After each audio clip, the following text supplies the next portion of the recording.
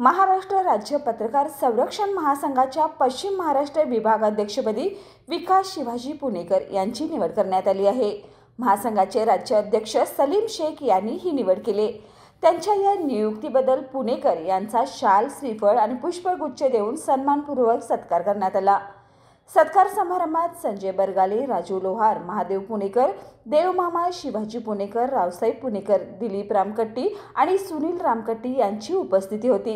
या प्रसंगी मान्यवरांनी पुणेकर यांच्या कार्याची प्रशंसा केली आणि त्यांच्या पुढील वाटचालीसाठी शुभेच्छा दिल्या। विकास पुणेकर यांनी पत्रकार संरक्षण महासंघाच्या कार्यामध्ये आपले योगदान सातत्याने देत पश्चिम महाराष्ट्र विभागात पत्रकारांच्या हक्कासाठी काम करण्याची ग्वाही दिली।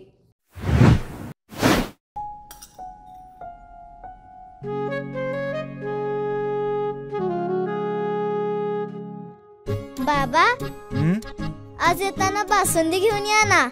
अगं, कालच आपण आईचा वाढदिवस होता म्हणून आणली होती ना।